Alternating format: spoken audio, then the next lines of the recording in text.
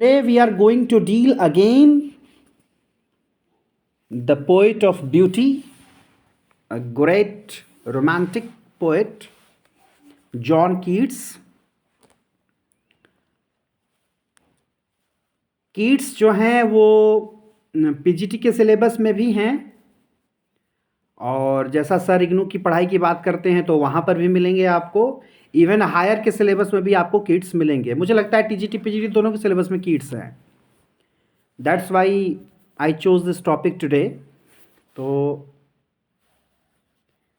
बात जब रोमांटिसिज्म की करते हैं तो इसमें दो जनरेशन की बात आती है।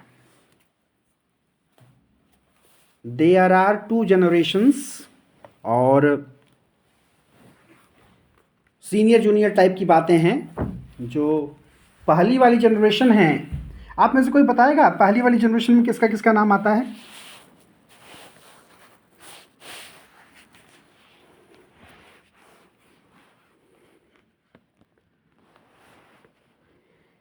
पहली जनरेशन में नाम आता है विलियम ब्लेक का, एस.टी. कॉलरिज का और विलियम वर्ड्सवर्थ का। वी ऑल नो रोमांटिसिज्म की शुरुआत 1798 या 1800 से ऑफिशियली मानी जाती है। जब लिरिकल बैलेट पब्लिश हुआ 1798 में, 1800 में उसका प्रेफिस पब्लिश हुआ, तो वो एक ऑफिशियल बिगिनिंग मानी जाती है रोमांटिसिज्म की। तो रोमांटिसिज्म का जो पहला फेज़ था या पहली जनरेशन की बात करें तो उसमें विलियम ब्लेक हैं। William Blake is a mistake poet. उसमें एस.टी. कॉलरिज हैं, उसमें विलियम वर्ड्सवर्थ हैं। एस.टी. कॉलरिज और वर्ड्सवर्थ के डिफरेंस की अगर बात करें तो ये समझ में आता है, एक बंदा नेचर को सुपर नेचुरल बना देता था और एक सुपर नेचुरल को नेचुरल बना देता था। Wordsworth used to deal nature as if it was supernatural, the beauty that he could perceive out of that nature. और कॉलरिज के साथ ये था कि वो सुपर नेचुरल चीज़ों को ऐसे देखते थे एज इफ वो बहुत सामान्य सी बातें हों। अब लग ये रहा होगा कि बात करनी थी कीट्स की, तो घूम करके विलियम ब्लेक पर और कॉलरिज पर और वर्ड्सवर्थ पर कैसे चले गए, क्यों चले गए। तो आप सभी को बता दूं इस मंच के माध्यम से, आपको जब भी कोई सिलेबस प्रिस्क्राइब्ड होता है लिटरेचर में, चाहे आप नेट की तैयारी करें, टीजीटी की करें, पीजीटी की करें, लेक्चरर बने आप जीआईसी के, एलटी ग्रेड के टीचर बने, जब भी कोई एक पर्टिकुलर पोएट प्रिस्क्राइब्ड होता है आपके सिलेबस में, सपोज कीट्स प्रिस्क्राइब्ड हैं और वर्ड्सवर्थ नहीं हैं, ले हंट नहीं हैं, शेले नहीं हैं, पता चला कि आपने कीट्स की तैयारी की और एग्ज़ाम देने गए, वहाँ पर क्वेश्चन जो है कॉलरिज से आ रहा है। सिलेबस बाकायदे लिखा हुआ है कि आपके सिलेबस में जॉन कीट्स हैं। जब आप एग्ज़ाम देने जा रहे हैं तो वहाँ पर कीट्स की जगह आपको कॉलरिज मिल रहा है। वहाँ आपकी मुलाकात वर्ड्सवर्थ से होने लगेगी, वहाँ बायरन चले आएंगे, तो आप कहेंगे ये तो आउट ऑफ सिलेबस हो गया। तो ये चीज़ यहाँ से पहले सीखिए आप कि पहली बात तो ये है कि इंग्लिश लिटरेचर का सिलेबस कोई भी डिफाइंड सिलेबस है नहीं। अगर आप नेट का सिलेबस उठा करके देखेंगे तो आपको एक पेज का सिलेबस मिलेगा और एक पेज में दुनिया भर को समेट दिया है उसने। एक टर्म लिख दिया रोमांटिसिज्म, अब आप खोजते रहिए कि रोमांटिसिज्म के कितने पोएट्स हैं। उसमें आप केवल इन छओं की बात नहीं करेंगे, उसमें आपको हैजलिट को भी लेना पड़ेगा एज एसेइस्ट, उसमें आपको चार्ल्स लैम्ब को लेना पड़ेगा। यानी आप बात जब करेंगे, क्यों इनसे भी मुलाकात करवानी है क्या? करा दीजिए, अरे आइए करा दीजिए। मुझे लगता है क्लासेज ऐसी होनी चाहिए। खैर, तो बात यही मैं कह रहा था कि कोई एक पर्टिकुलर राइटर या पोएट प्रिस्क्राइब्ड है, तो आपको ये समझने की ज़रूरत है कि उससे जुड़े जितने लोग हैं उन सबको समेटना पड़ेगा आपको, उन सबके बारे में आपको जानना पड़ेगा, और मुंह बनाने से काम चलेगा नहीं कि अरे बाप रे इतना सिलेबस है। आपको पढ़ना है, और जिसने पीजी किया होगा और अच्छे से किया होगा उसको ये चीज़ बहुत अजीब नहीं लगेगी, बहुत कठिन नहीं लगेगी। तो यानी आपको वर्ड्सवर्थ को भी जानना है, कोलरिज को भी जानना है, कीट्स को जानना है, शेले को जानना है, लॉर्ड बायरन की बात करेंगे आप। हाँ, ले हंट की बात, अब कीट्स की बात करनी हो और ले हंट की बात ना हो तो कीट्स की बात पूरी ही नहीं हो पाएगी। आपने कीट्स को पढ़ लिया और आपको पता ही ना हो कि ऐसा कौन सा पोएट था जो जब मरा तो उसकी जेब में एक कविता मिली, वो कविता किसकी थी, वो पोएम किसकी थी। शेले वॉज ड्राउंड, हाँ, शेले डूब कर के मरे थे, और जब उनकी लाश निकाली गई बाहर तो उनकी जेब से वो कविता मिली कीट्स की। He was a great admirer of Keats. बताते हैं लोग कि कीट्स शायद उतनी वैल्यू नहीं दे पाए कभी शेले को, but Shelley use to be a great admirer. तो चलिए अब शुरुआत करते हैं जॉन कीट्स की, the poet of beauty. Something that I send to you, kindly open that. Birthday की बात करें, इनके जन्मदिन की बात करें तो थोड़ा कंफ्यूजिंग है, डेटा होता है आज भी। आप पता करिए घर पर अपने mummy papa, date of birth किसका क्लियर है। तो जब 21st सेंचुरी या 20th सेंचुरी में भी लोगों को बर्थडे अपना क्लियर नहीं है, तो 18th सेंचुरी में कोई जन्म हुआ इंसान, उसके बर्थडे में कोई कन्फ्यूज़न है तो ये कोई बहुत बड़ी बात नहीं है। लेकिन जो बैप्टिमाइजेशन हुआ था इनका 31 अक्टूबर को हुआ था, तो वही मान ली जाती है डेट। हाँ, that was the birthday of Keats, 31 अक्टूबर। अच्छा, इंडियन कॉन्टेक्स्ट में 31 अक्टूबर क्यों महत्वपूर्ण है, पता है आपको?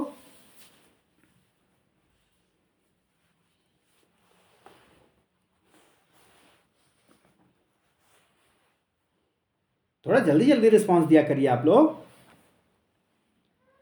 इंडियन कॉन्टेक्स्ट में 31 अक्टूबर को, हाँ, कुछ बोलना चाह रहे हैं अनिरुद्ध, बताइए।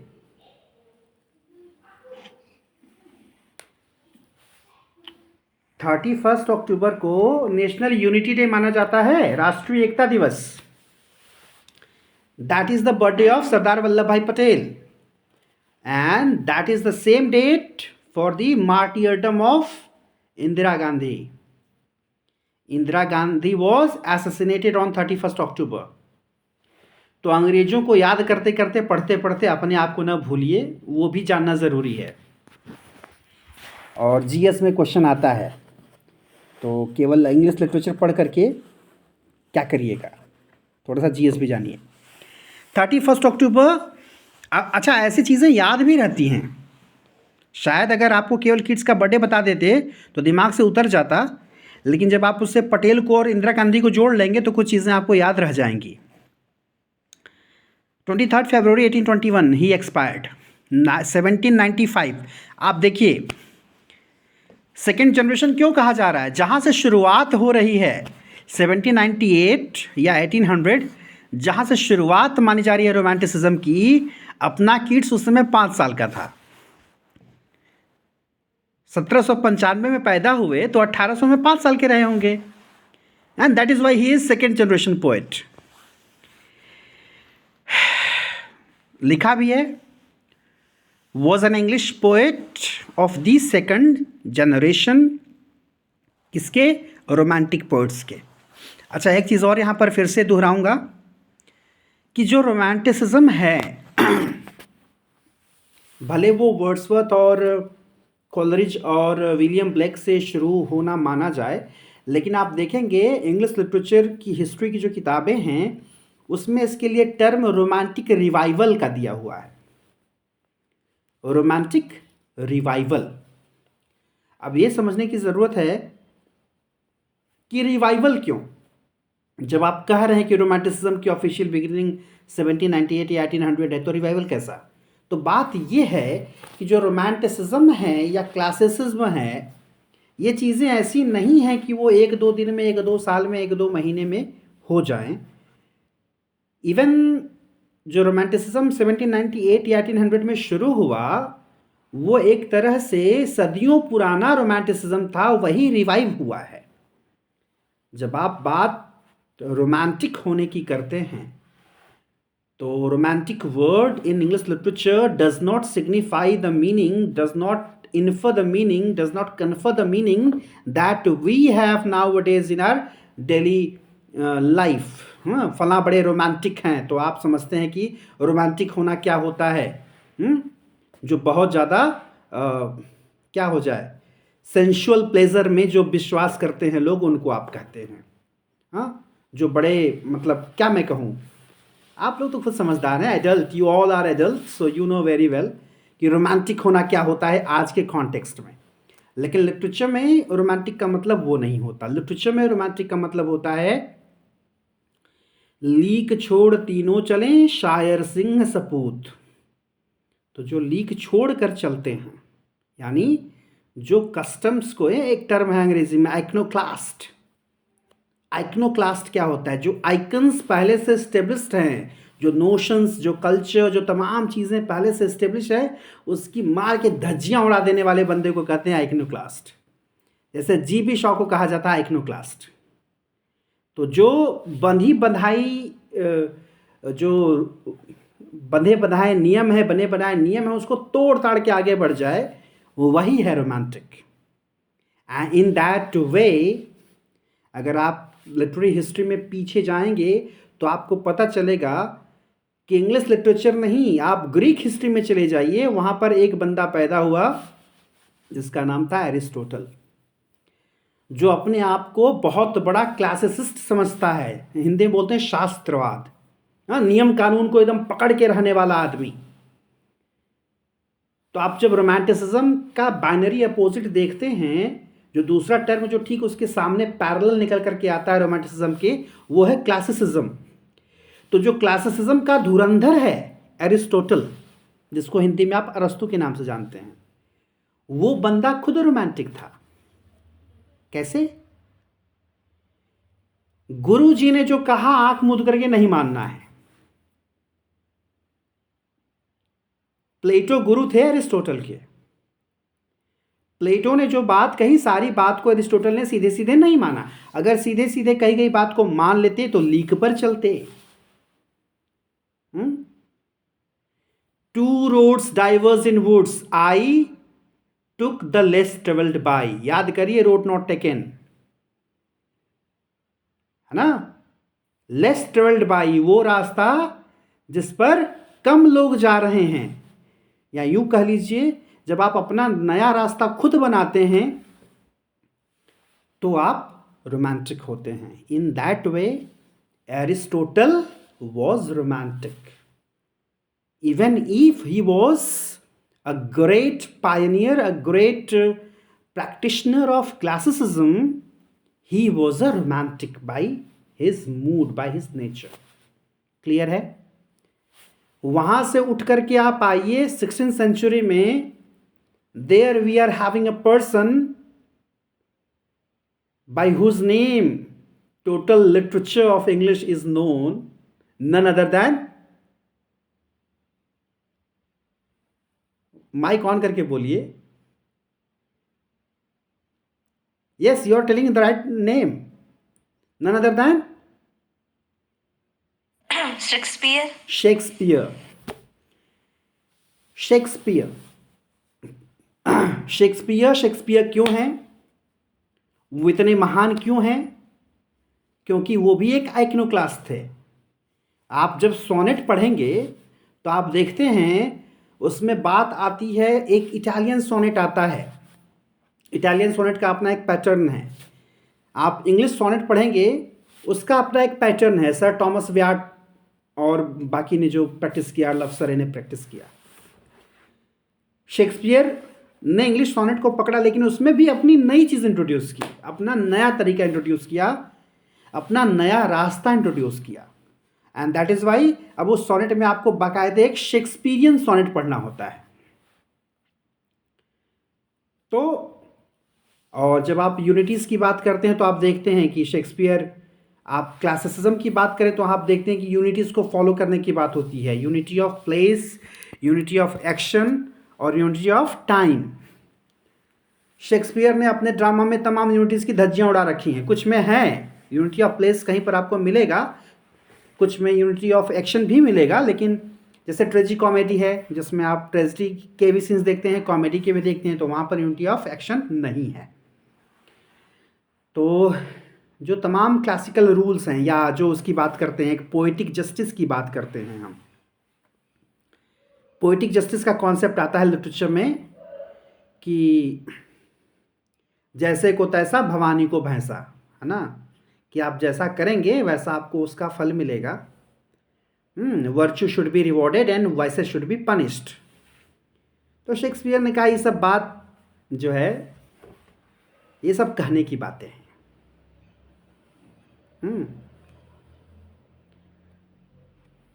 Tell what you want to, don't tell what you ought to. वो बोलिए जो आपको बोलना है, वो मत बोलिए जो आपको बोलना चाहिए, क्योंकि चाहिए में मॉरलिटी आ जाती है, और जब मॉरलिटी की बात करते हैं तो आप सही बात नहीं कहते। And that is Y Shakespeare ने क्या किया, एक कैरेक्टर लेकर के आया कॉर्डेलिया का, बड़ी प्यारी बच्ची, सबसे लायक होनहार बच्ची किंग लियर की, जिसने हमेशा से सबका अच्छा चाहा। ड्रामा के लास्ट में कॉर्डेलिया के साथ क्या होता है, she was hanged to death, उसको फांसी हो जाती है। डॉक्टर जॉनसन जैसा बंदा पढ़ रहा है शेक्सपियर को, यूनिटी को मानने वाला बंदा, पोएटिक जस्टिस को मानने वाला बंदा, बोला ये क्या किया शेक्सपियर ने, ऐसा करके what does he want to convey, what kind of message he want to give to the society. क्या मैसेज दे रहे हैं आप सोसाइटी को कि आप अच्छे रहेंगे तो भी आपके साथ बुरा होगा। तो क्यों, आप बताइए, सोसाइटी में ऐसा नहीं होता क्या? सोसाइटी में अच्छे लोगों के साथ बुरा नहीं होता? होता है। होता है। तो शेक्सपियर वही कहता है।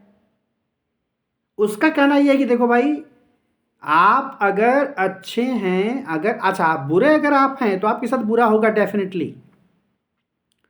आप बुरे हैं तो आपके साथ बुरा होगा, लेकिन आप अच्छे हैं तो इसकी गारंटी नहीं कि आपके साथ बुरा नहीं होगा। आप अच्छे हैं तो संभावना है आपके साथ अच्छा भी हो सकता है और आपके साथ बुरा भी हो सकता है। तो प्यारे श्रोतागण, हम सभी अच्छे बनते हैं और अच्छे बनने की कोशिश में कई बार कंप्लेन करते हैं कि यार हमारे साथ ये सब क्यों हो रहा है, हम ही को हमेशा क्यों झेलना है।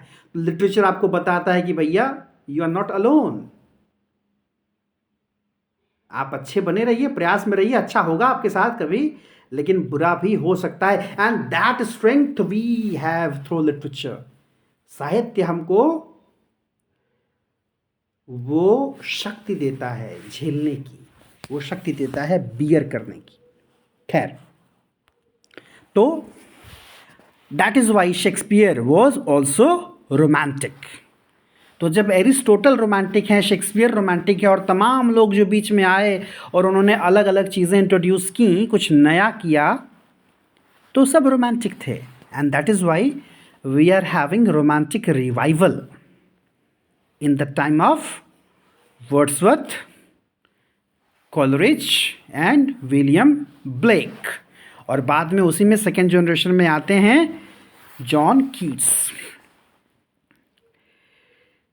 और सेकेंड जनरेशन के पोइट्स में कीट्स के साथ नाम आता है शैले का, जिनको आप पर्सिबल से शैले कहते हैं, पीबी शैले, और उसी में नाम आता है लॉर्ड गॉर्डन बायरन का।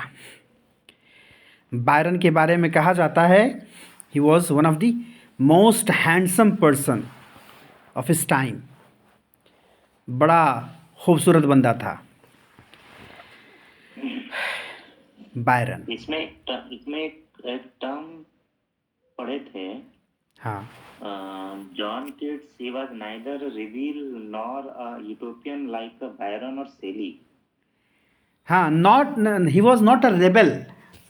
हाँ बिल्कुल, पूरा पूरा बोलिए। नॉर यूटोपियन हाँ, तो रेबल। लाइक बायरन और सेली। हाँ, यही तो इंटरेस्टिंग बात है। देखिए, जब आप एक तरफ बात करेंगे, आप कह रहे हैं ना कि रोमांटिक होने का मतलब क्या है, लीक छोड़ तीनों चले शायर सिंह सपूत। जब तक आप यूनिक नहीं होंगे तब तक आप रोमांटिक कैसे होंगे? तो तीनों का जनरेशन एक भले है, तीनों एक थोड़ी हैं। जैसे आपने देखा कॉलरिज, वर्ड्सवर्थ और ब्लेक, तीनों में आपको समानताएं नहीं मिलेंगी। सब्जेक्टिविटी है उसमें, आई है उसमें, नेचर है उसमें, ये कुछ कॉमन चीज़ें हैं, but they all treated these things in different ways. तीनों ने अलग अलग तरीके से इसको डील किया है। उसी तरह से जो सेकेंड जनरेशन के पोइट्स हैं, कीट्स हैं और बायरन हैं, शेले हैं, आपने दो टर्म का यूज़ किया, नॉट रिबेल और यूटोपियन। यूटोपियन वो होता है जो यूटोपिया में बिलीव करता है, जो मतलब कुछ लोग होते हैं एक्सेस पॉजिटिव थिंकर। वो लाइन बड़ी फेमस है ना शैले की, क्या है, if winter comes can spring be far behind. ठंड आ गई है, ठंड आ गई है मतलब ठंड में क्या होता है, पतझड़ आ जाता है और फल लग जाते हैं। तो पतझड़ के बाद वही है कि पतझड़ आ गया तो अब क्या बसंत नहीं आएगी, तो है ही, वो क्रम चलता रहेगा। दैट शोज द पॉजिटिविटी कि आप पॉजिटिव थिंकर हैं, आप पॉजिटिव अप्रोच रख रहे हैं चीज़ों को लेकर के। तो यूटोपियन में वही होता है, जब आप एक यूटोपिया का कॉन्सेप्ट है कि राम राज वाली बात की सब कुछ अच्छा होगा, कोई ऐसी जगह होगी, कोई ऐसा समय होगा जहाँ सब कुछ अच्छा मिलेगा, अच्छा होगा। तो हमें मालूम है जन्नत की हकीकत, लेकिन दिल के खुश रखने को गालिब ये ख्याल अच्छा है। तो कई बार खुश रहने के लिए हम लोग ऐसा सोच लेते हैं और कई बार खुद को संतुष्ट रखने के लिए करना पड़ता है। तो ये रीज़न है, बिल्कुल अलग है। कीट्स जो हैं वो शैले से और बायरन से आपको अलग मिलेंगे। कीट्स में जो कुछ इम्पॉर्टेंट चीज़ें हैं, एक टर्म इसमें आता है हेलेनिज्म। ग्रीक माइथोलॉजी का कैसे यूज़ करते हैं कीट्स अपने वर्क में, वो आपको मिलेगा। और तमाम चीज़ें हैं, तमाम कुछ क्वालिटीज़ हैं कीट्स की जो इनको अपने टाइम के पोर्ट्स। ये हेलेनिज्म जो वर्ड है, हाँ, ये हेलेनिक आर्ट वही है। हाँ, हेलेन से ही आया है ना। हेलेन जो कैरेक्टर है वो ग्रीक माइथोलॉजी की ही तो है, तो उसी से वो टर्म निकल करके आया है हेलेनिज्म। किसी किसी बुक में वो हेलेनिक आर्ट से वो, हाँ, वो कल्चर वहाँ का आर्ट। कई बार ऐसा होता है ना, कुछ लोग इतने फेमस हो जाते हैं कि उनके नाम से हिस्ट्री को, उनके नाम से कल्चर को जाना जाता है। आप अपने यहाँ देखिए ना, आपके यहाँ तमाम जो सड़कें हैं महापुरुषों के नाम पर हैं।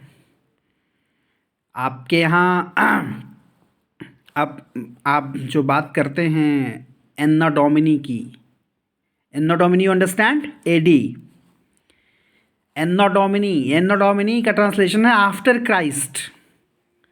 हाँ, बीसी का अपोजिट है ना anno domini, AD, before Christ, after Christ. तो एक महापुरुष पैदा हुए और उनके पैदा होने से जो है सदी ही जो है बदल गई। उनके पैदा होने के पहले का समय, उनके पैदा होने के बाद का समय। This is how great people influence the time, culture and the society. आप शेक्सपियर को देखिए, ड्रामा की जब आप बात करते हैं तो जब शेक्सपियर थे उनके समय का जो ड्रामा था that is known as Shakespearean drama. इतना समझ में आता है, चलता है। उनके बाद का जो ड्रामा है that is called post Shakespearean drama.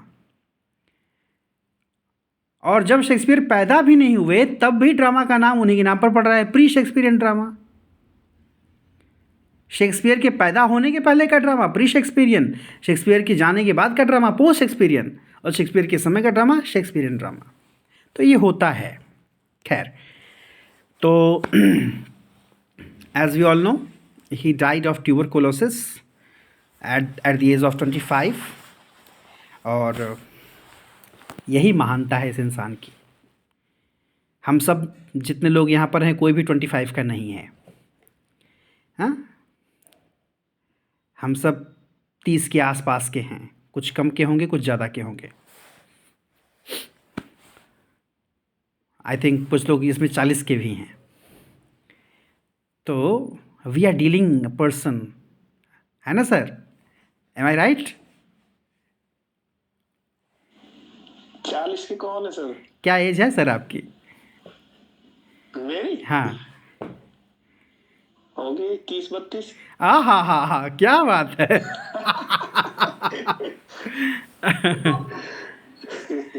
32 तो हमारा हो गया सर, अरे 32 तो हमारा हो गया। आपको क्या लग रहा है? आपकी एज कम से कम 37 होगी, है ना? है ना?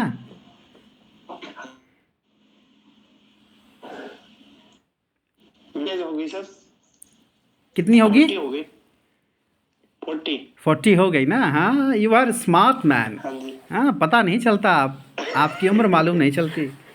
तो मैं ये कह रहा था कि हम इस उम्र के लोग, we are talking about a person, बाकायदे 1 घंटा समय निकाल करके बैठे हैं and talking about a person who was 25 when he died. तो क्या ऐसा किया उसने, क्या करिश्मा था? 18वीं शताब्दी में पैदा हुआ, 300 साल बाद उसके बारे में बात कर रहे हैं, जो केवल 25 साल तक रहा। That makes him great, that makes him worthy of discussion. और कुछ लोगों के भाग्य में उनका जो फॉर्च्यून है वो मरने के बाद खुलता है। किड्स उनमें से एक थे, उनकी फेम बढ़ी आफ्टर हिज डेथ। अपनी ज़िंदगी में क्रिटिसाइज ज़्यादा हुए थे, प्रशंसा मिली थी लेकिन उतनी नहीं जितने की वो हकदार थे। और कीट्स ने क्या किया, इन्फ्लुएंस की बात हम करते हैं, अलग अलग राइटर्स के बारे में जब आप पढ़ते हैं तो आप देखते हैं कि वो किनसे इन्फ्लुएंस्ड थे और उनसे कौन कौन लोग इन्फ्लुएंस्ड हुए। तो इनसे इन्फ्लुएंस्ड होने वाले लोगों में प्री रेफेलाइट ब्रदरहुड के लोग थे। Pre Raphaelite movement, pre Raphaelite brotherhood क्या होता है, इसके बारे में कल 5 मिनट बताएंगे श्रुति। थोड़ी जानकारी यहाँ पर मैं दे दे रहा हूँ आप लोगों को, बीच में चलते चलते कुछ मैं होमवर्क दे दूँगा, आप अपना नोट कर लीजिएगा। 5 मिनट समय आपको मिलेगा अगले दिन के लिए, उससे ज़्यादा नहीं, उसमें आपको डिस्कस करना होगा थोड़ा सा, ठीक है? प्री रेफेलाइट ब्रदरहुड, उसमें जो इनकी मेडिएवलिस्ट पोएम्स हैं, मेडिएवलिस्ट का मतलब वही जो मेडिएवल हिस्ट्री से निकल करके आती हैं चीज़ें, जो उसको यूज़ किया है उन्होंने अपनी राइटिंग में। उसमें एक बड़ी फेमस पोएम है ला ब्लेडेम सन्स मर्सी, और एक है द ईव ऑफ सेंट एग्नीज।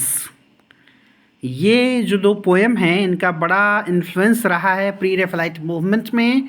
और उसके जो पोइट्स हैं, जो बड़े फेमस पोइट्स, उसमें नाम आता है, पूछता भी है बार बार, हर छोटे बड़े एग्ज़ाम में पूछता है। प्री रेफेलाइट मूवमेंट से उनके पोइट्स के नाम पूछता है। उसमें एक नाम आता है एल्गर्नन चार्ल्स स्विनबर्न का, जिसको शॉर्ट में AC स्विनबर्न कहा जाता है। दूसरा नाम आता है दांते गैब्रियल रोसेटी का, जिसको शॉर्ट में DG रोसेटी कहा जाता है। और तीसरे हैं विलियम मॉरिस। तो और कुछ जाने ना जाने, लेकिन इन पोइट्स का नाम याद रखें। और प्री रेफेलाइट पोइट्स वो थे जो पोइट्स होने के साथ साथ पेंटर भी थे, या यूँ कह ले पेंटर होने के साथ साथ पोइट थे। तो क्या कुछ इनकी आइडियोलॉजी थी उसके बारे में कल 5 मिनट में हम सुन लेंगे। तो इन लोगों को इन्फ्लुएंस किया कीट्स ने। अब कीट्स की बात करें तो he is known for his odds, अपने ओड के लिए जाने जाते हैं ये। और उसमें भी अगर आप ओड टू नाइटिंगेल पढ़ लें, आप ओड ऑन ग्रेशन अर्न पढ़ लें, आपको लगेगा you are travelling in a different world, अगर आप समझ पाएंगे तब। समझना थोड़ा मुश्किल है, लेकिन असंभव नहीं है, हम सभी जानते हैं। हाँ, लेकिन साथ में मैं आज भी कबूल करता हूँ कि जो अच्छी पोएम्स हैं वो एक बार में पढ़ने पर मुझे भी समझ में नहीं आती। Even if I am a lecturer, हाँ 5 साल से पढ़ा रहा हूँ मैं, फिर भी, या और भी तमाम चीज़ें डिस्कस होती रहती हैं। तो पोएम्स के साथ ये है कि उनको समझने के लिए जो सबसे ज़रूरी लगता है मुझे वो ये है कि आप उसको पढ़ कैसे रहे हैं। मैथ्स का जो क्वेश्चन होता है, कई बार मैथ्स के नॉर्मल क्वेश्चंस भी जब आप पढ़ते हैं एक बार, तो आपको लगता है ये नहीं लगेगा मुझसे, फिर आप दोबारा पढ़ते हैं। जब दोबारा पढ़ते हैं तो कुछ बातें समझ में आ जाती हैं, तीसरी बार पढ़ते हैं तो लगता है कि अब कर लेंगे, और आप शुरू हो जाते हैं। The same happens with poems. और एब्सेंट माइंडेड होकर के पढ़िएगा तो कुछ नहीं पल्ले पड़ेगा। मैंने ऑब्ज़र्व किया है, इवन एडिटोरियल भी पढ़ना होता है जब जो प्रोज में होता है, अगर आपका दिमाग कहीं और है, आप पढ़ रहे हैं, तो आपको कुछ समझ में नहीं आएगा। तो पोएम्स के साथ ये है कि you have to read them repetitively. और वैसे जब आप प्रोनाउंस करते हैं तो उसको रीडिंग नहीं कहा जाता, उसको रिसाइटिंग कहा जाता है। You recite a poem, but yes, for understanding, for comprehending, you have to read it. तो वाइल रीडिंग रेपिटेशन होना चाहिए, only then you can comprehend the meaning. तो ओड टू नाइटिंगेल को इंसाइक्लोपीडिया ब्रिटानिका ने 1888 में one of the final masterpieces का दर्जा दिया था। तो आप समझ सकते हैं कि ये इतनी इम्पोर्टेंट क्यों है। तो 2 पोएम काफ़ी फेमस हैं इनकी ओड में, एक ओड टू नाइटिंगेल और एक ode on Grecian urn. Style की बात करें तो heavily loaded with sensualities. Sensuality क्या होती है? He is a poet of sensuousness. क्या होती है सेंसुअलिटी? जब इमेजरी कोई ऐसी हो जिसको समझने के लिए, अच्छा इमेजरी में भी आप देखते हैं कि कई तरह की इमेजरी होती है। हाँ, audio imagery, visual imagery, receptive imagery,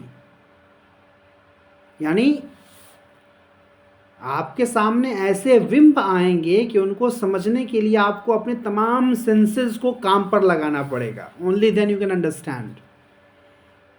तो जिसको समझने के लिए आपको अपनी आँख का इस्तेमाल करना हो, नाक का इस्तेमाल करना हो, आपको अपने स्किन का इस्तेमाल करना हो, आपको अपनी कानों का इस्तेमाल करना हो, जितने आपके सेंस ऑर्गन्स है वो जब इन्वॉल्व हो जाएंगे, only then you can understand that, only then you can feel that. तो उस सेंसुअलिटी की बात हो रही है, वो आपको इनकी पोएम में भर भर के मिलेगा। accentuated extreme emotion through natural imagery। और इनके इमेजरी में आपको एक्सट्रीम इमोशन मिलेंगे।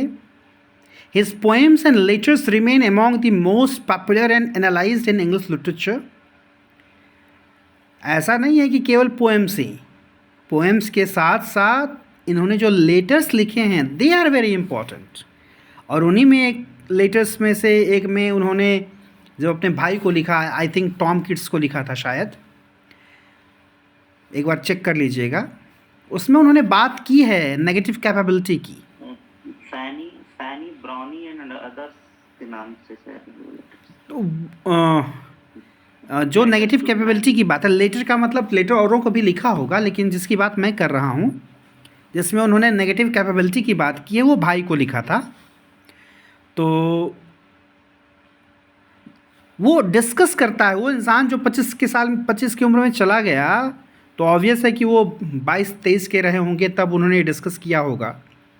वो सोचते थे कि शेक्सपियर इतने महान क्यों हैं। तो प्रश्न ये नहीं था कि शेक्सपियर इतने महान क्यों हैं, प्रश्न एक्चुअली ये था कि क्या मैं शेक्सपियर नहीं बन सकता। यानी शेक्सपियर में ऐसा क्या था जो मेरे अंदर नहीं है। या शेक्सपियर में ऐसा क्या था जो मैं डेवलप कर लूँ कि मैं वैसा हो जाऊँ।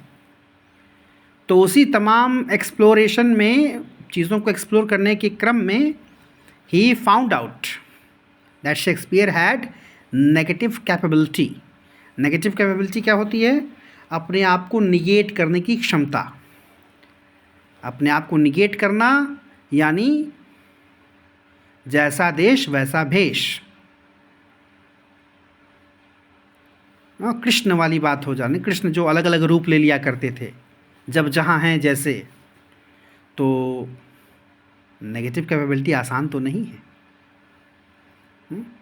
कृष्ण के बारे में हमारे सर ने हमें बताया था, युद्ध क्षेत्र में हैं तो उनसे बड़ा योद्धा कोई नहीं। गोपियों के बीच में है तो उनसे बड़ा रसिक कोई नहीं। रासलीला रचाने वाला कोई नहीं। दोस्तों के साथ हैं तो उनसे बड़ा खिलंदड़ कोई नहीं है, खेलने वाला, खेल कूद करने वाला, मस्ती करने वाला। और जब उपदेश देने पर आ जाएं तो उनसे बड़ा योगी कोई नहीं। इतनी ऐसी पर्सनालिटी रखना, and that is why we consider him as god. तो खैर, शेक्सपियर निगेट कर पाते थे, यानी जब वो जिसकी बात करते हैं, जब वो किसी औरत की बात करते हैं तो खुद औरत बन जाते हैं, यानी as if he has the same feeling. तो वो कैपेसिटी थी उनकी, and that is why this particular phrase और the term Keats used for him, that he had negative capability, and ultimately somehow Keats also tried to have that. Poems and letters remain among the most popular and analyzed in English literature. In particular, odes कौन कौन सी बहुत famous हैं, उसमें Ode to a Nightingale। एक बात और ध्यान दीजिएगा, पीजीटी वगैरह में जो है ना, क्वेश्चन बहुत हायर लेवल का नहीं आता। ऑप्शन क्या देगा? Ode to a nightingale, ode to the nightingale. और आप कंफ्यूज हो जाइएगा कि कौन सा वाला करना है। तो इन बातों का ध्यान देना, odd on a Grecian earn है कि ओड टू ग्रेशियन अर्न है। इस तरह के क्वेश्चन बनते हैं कई बार कंफ्यूज करने के लिए। कई बार ऐसा होता है ना कि हम लोग अ द में बहुत लोड नहीं लेते कि अरे ठीक है चलता है, लेकिन वो आपको ध्यान में रखना है। Ode to a nightingale, ode on a Grecian urn, और एक है स्लीप एंड ब्यूटी, और एक फेमस इनका सोनेट है, उसका नाम है on first looking into Chapman's Homer. इसको पढ़ेंगे तो ये काफ़ी इजी है, सोनेट समझ में आता है। बर्थ की बात करें तो माना जाता है मूरगेट लंदन में पैदा हुए। अपने पिता के 4 सर्वाइविंग चिल्ड्रन में सबसे बड़े थे, यानी और भी रहे होंगे जो मर गए। एक भाई तो इनका बचपन में खो गया था। इनके छोटे सिबलिंग्स में एक नाम आता है जॉर्ज का, एक नाम आता है टॉमस का, और एक नाम आता है फ्रांसिस मैरी, जो फैनी नाम से हैं, जिन्होंने बाद में शादी की थी एक स्पेनिश ऑथर से। उस ऑथर का नाम है वैलेंटिन डे लॉस गोरेज। अब स्पेनिश नाम है तो एग्जैक्ट उच्चारण क्या होगा स्पेन वाले ही जाने। अब इंग्लिश पढ़ने के नाते कई बार French term, German term, Greek term, Latin, कुछ भले न बोलना आए लेकिन हम लोग बोल बोल करके अंग्रेजी बने फिरते हैं। या तो सारी लिंग्विस्टिक्स की पढ़ाई की जाए और समझा जाए कि उच्चारण क्या है। 2-4 अंग्रेज़ी के शब्द सीख लेते हैं, भैया रेस्टोरेंट नहीं है रेस्तरां है, और जॉनर नहीं है जार है, जॉनरा है, और रेनेसांस है। तो लगता है कि हाँ अंग्रेजी आती है हमको। हमें जानना चाहिए we are dealing with a foreign language. आप भले मान लें कि English is no more foreign language to us, but it's a foreign language and it's actually a third language for us. Tertiary language है हमारे लिए, दिस इज़ नॉट प्राइमरी और secondary. हम सभी के पास अपनी 2 भाषाएं पहले से हैं, मानते हैं इस बात को? तो इंग्लिश हमारे लिए थर्ड लैंग्वेज ही है, तो इसलिए बहुत लोड लेने की ज़रूरत नहीं है। हाँ, जानना चाहिए, कोशिश करती रहनी चाहिए और बहुत परेशान नहीं होना है।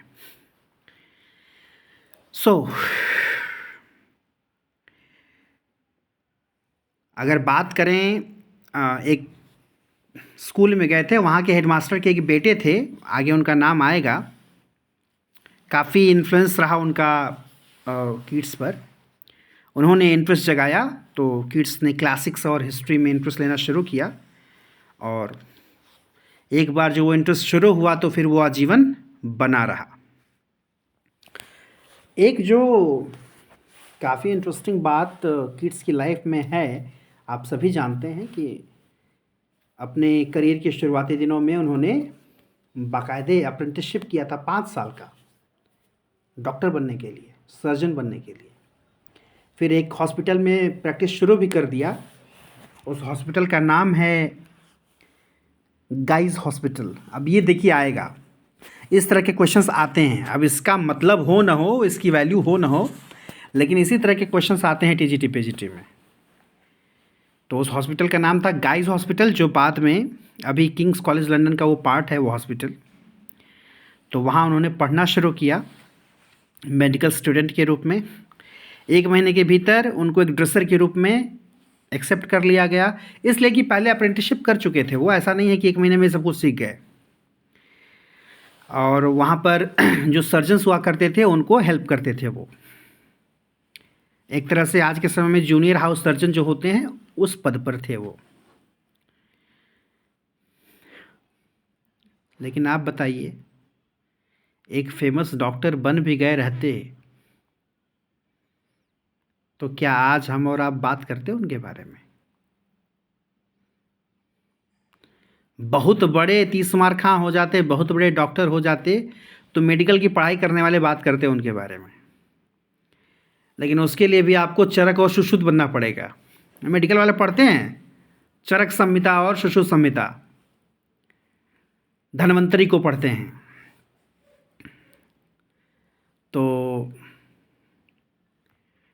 लेकिन ये अच्छा रहा, तमाम कर्ज में रहते हुए हम जैसे मिडिल क्लास वालों को किड्स से इंस्पिरेशन लेनी चाहिए कि कर्ज में रहने पर डरने की ज़रूरत नहीं है, आपको अपने एम्बिशन को फॉलो करना है। He was having, he borrowed so much money, he was in great debt, खूब कर्ज में थे। उसके बावजूद एक अच्छी खासी प्रैक्टिस जो शुरू हो चुकी थी, जिसमें पैसा था, फाइनेंसेस अच्छे हो सकते थे, लेकिन उन्होंने सोचा कि नहीं, I am not made for this, मुझे ये नहीं करना, मुझे पोएट बनना है। और ये देखिए कि अगर वो सही समय पर डिसीजन नहीं लिए होते तो 25 साल तक की उम्र थी, कौन जानता है। हम लोग विद्यार्थी जीवन से कविताएं लिख रहे हैं, भले ही खराब हों कविताएं, छोटी मोटी टूटी फूटी कविताएं, लेकिन आज तक पब्लिश ना करा सके। प्लान कर रहे हैं कि कमाएंगे, पैसा होगा तो अपनी कहानी पब्लिश करवाएंगे, अपनी कविताएं पब्लिश करवाएंगे। अब पता चले कि इन्हीं की तरफ 25 साल की उम्र में नॉक हो जाता, तब क्या होता? तब तो हो जाती कविताएं पब्लिश। ज़रूरी है, वन हैज़ टू अंडरस्टैंड कि आप जिस लायक हैं, आप सही समय पर वो डिसीजन लें और उसमें आगे बढ़ें। कई बार ऐसा होता है, बने बनाए करियर को आपको छोड़ना पड़ता है, और इसका एग्जाम्पल मैं खुद हूँ आपके सामने। दिल्ली आसानी से छोड़ दी मैंने। लोग दिल्ली को पकड़ के रखते हैं, लोगों से दिल्ली नहीं छूटती है, और मुझसे बड़ी आसानी से छूट गई, क्योंकि मुझे लगा जीना ज़्यादा ज़रूरी है। अगर जीते रहेंगे तो कमा भी लेंगे। खैर, वापस आते हैं। मैं ये बिल्कुल दावा नहीं कर रहा कि मैं किड्स जैसा हूँ, या 200-300 साल बाद मेरे बारे में लोग बात करेंगे, but yes, we can have some inspiration हम उनसे ले सकते हैं, ऐसे लोगों से जो हमारे पूर्वज हैं। हम लिटरेचर वालों के लिए तो हमारे पूर्वज यही सब हैं जिन्होंने लिटरेचर में अपना कंट्रीब्यूशन किया। तो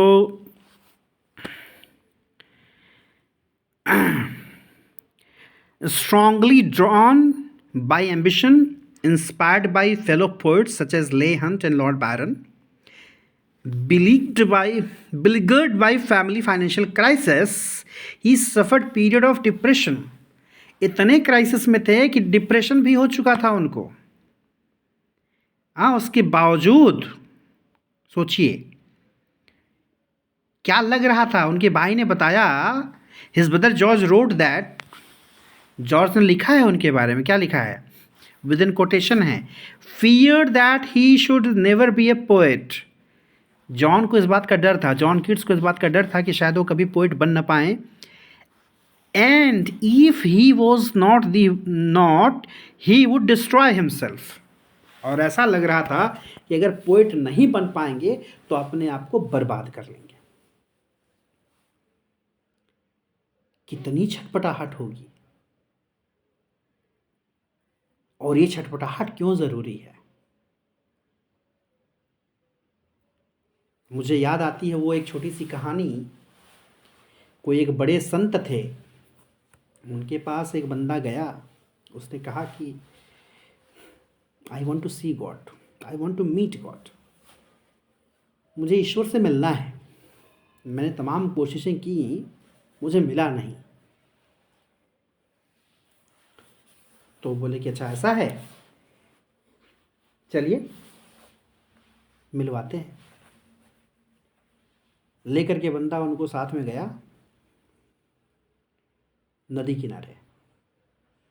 तो उसको लगा कुछ बपस्तिमा वगैरह करेगा। बपस्तिमा में ये होता है ना, पानी से छिड़का जाता है। ऐसे भी जब दीक्षा वगैरह दी जाती है तब भी ऐसा किया जाता है। बोले आइए, भीतर घुसाया नदी में, बोले पानी में सर डालिए। तो लगा कि कुछ मंत्र मंत्र पढ़ करके पानी वानी जो है कुछ करेंगे। और बंदा जैसे पानी में सर डाला, उसका सर पकड़ करके दबा दिए संत महाराज। अब दबा दिए, उसको लगा कि एक सेकंड 2 सेकंड बाद हटा देंगे, वो हटा नहीं रहे। कुछ समय तक वेट किया, फिर जब घबराहट होने लगी, सांस चढ़ने लगी, तो गुस्सा गया एकदम से कि तो ये तो मारने पर तुल गया हमको। एकदम पूरे घबराहट अकुलाहट में धक्का मार करके बाहर निकला। बोला पगला गए हैं क्या? संत ने कहा ये जो छटपटाहट है ना, इतनी छटपटाहट चाहिए तब मिलेगा ईश्वर।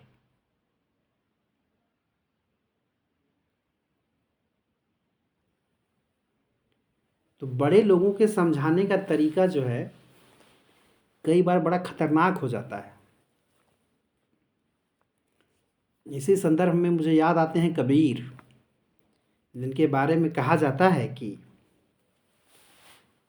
कोई मर्द अपनी बीवी से झगड़ा करके पहुंचा उनके पास कि बनती नहीं है बिल्कुल हम दोनों में, कुछ उपाय करिए। कहा ठीक है करते हैं उपाय, बैठो, खीर खाओगे?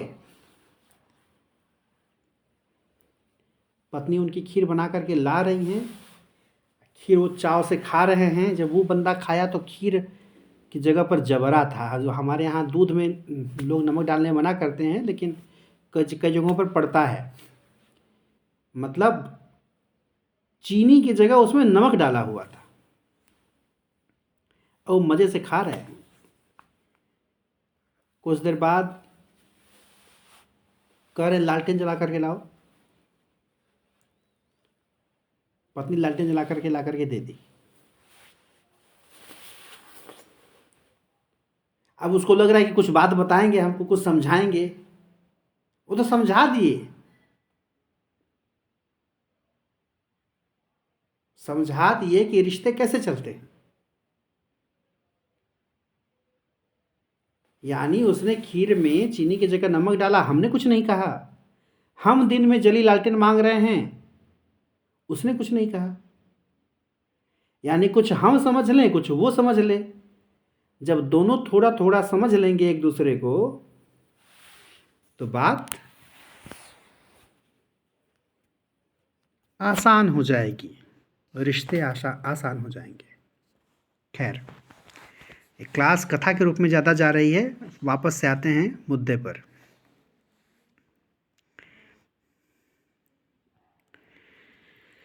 तो यानी छटपटाहट इतनी थी कि उनको बनना था पोएट।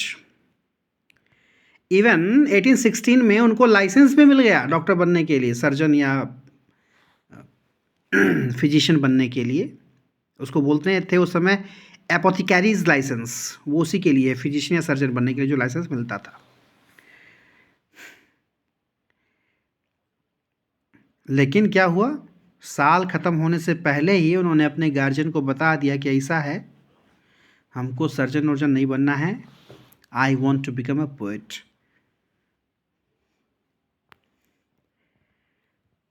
बात थोड़ी सी पब्लिकेशन और लिटरेरी सर्कल की कर लें। ले हंट एक बड़ा नाम है उनके समय का, एक बड़ा पब्लिशर था, पोएट भी था वो। उन्होंने पहली सोनेट इनकी पब्लिश की थी जिसका नाम था ओ सॉलिट्यूड, और उस समय की फेमस मैगज़ीन थी द एग्जामिनर। तो यहाँ से भी क्वेश्चन आ सकता है, पहला सोनेट जो पब्लिश हुआ कीट्स का, उसका नाम क्या था? That was O Solitude. किस मैगज़ीन में पब्लिश हुआ? That was the examiner.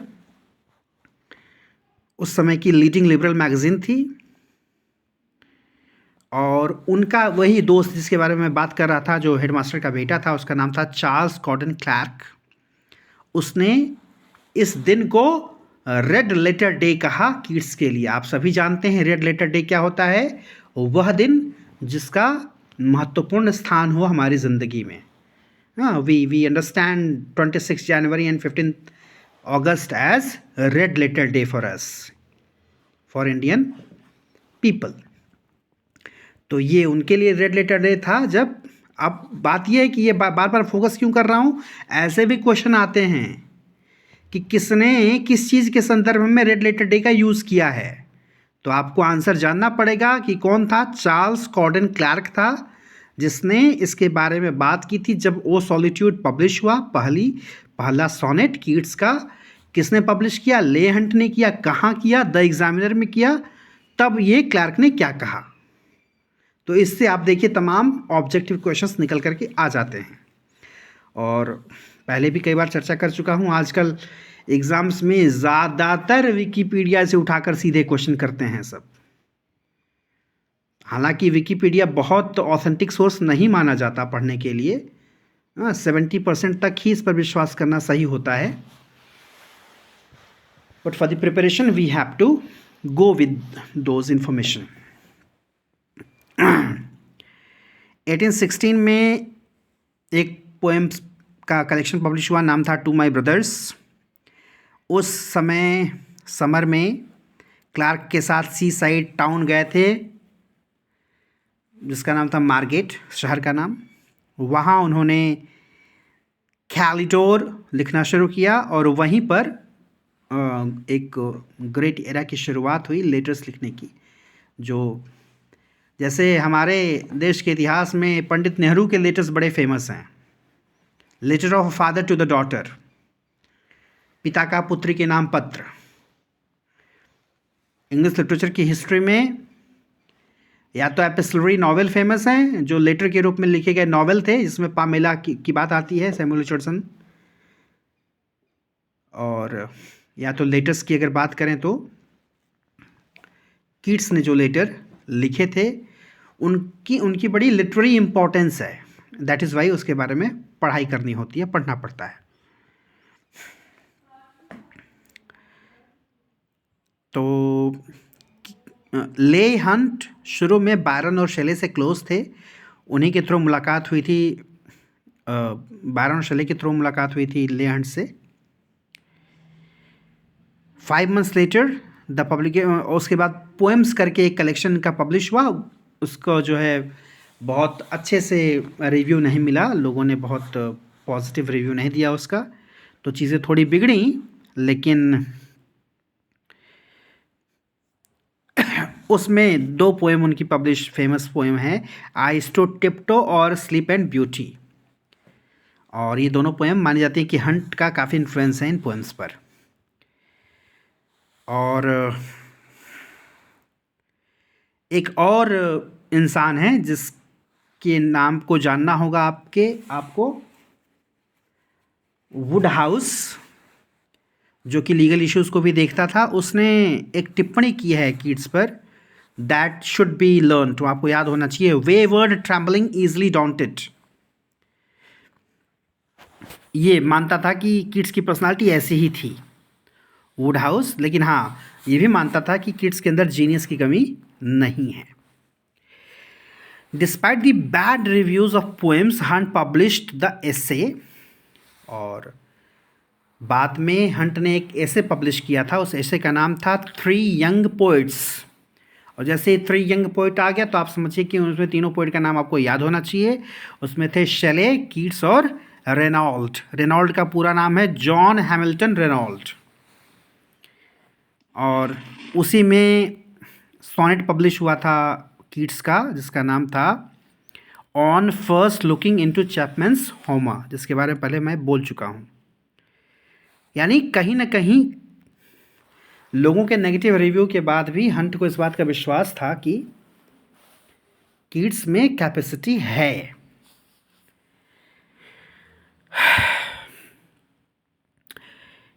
Introduce Keats to many prominent man in his circle including the editor of the Times Thomas Barnes. और ये हंट जो है इन्होंने कई लोगों से मुलाकात करवाई कीट्स की। उसमें थॉमस बार्नी का नाम आता है, चार्ल्स लैम्ब का नाम आता है, विंसेंट नोवेलो थे, और एक जो पोइट जिसके बारे में बात कर चुके हैं हम लोग, जॉन हैमिल्टन रेनॉल्ड। बाद में ये घनिष्ठ मित्र बन गए। इवन विलियम हैजलिट, जो एक बड़े एसेइस्ट माने जाते हैं रोमांटिसिज्म के, चार्ल्स लैम्ब के अलावा, उनसे भी रेगुलर मुलाकात होती थी। A powerful literary figure of the day, it was turning point for Keats, establishing him in the public eye as figure in what Hunt termed a new school of poetry. तो अब ऐसे बड़े बड़े लोगों के साथ मुलाकातें होने लगी तो धीरे धीरे लोगों की नज़र में वो आ गए एक पोइट के रूप में। और इस तरह से माना गया कि एक नए स्कूल ऑफ पोइट्री की शुरुआत हुई। School of poetry, again school जो टर्म है यहाँ पर विद्यालय के लिए नहीं है, विचारधारा के लिए है।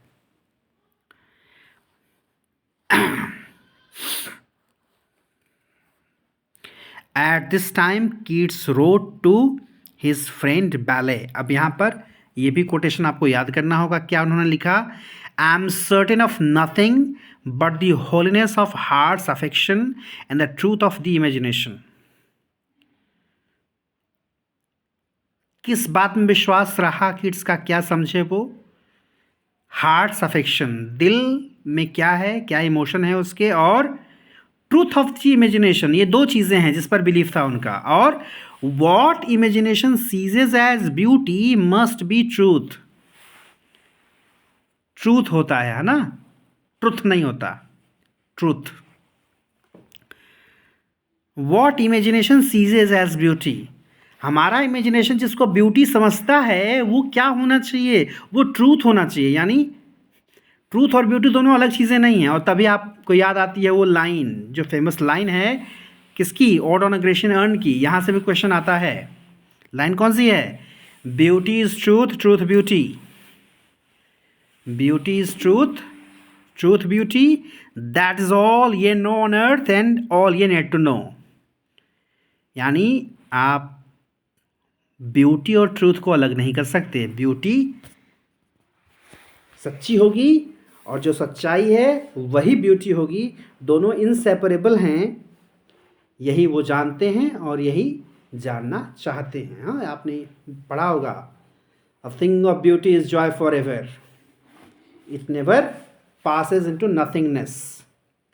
तो ये थोड़ी बातचीत रही उस पोएट की, who is known as a poet of beauty. That's all.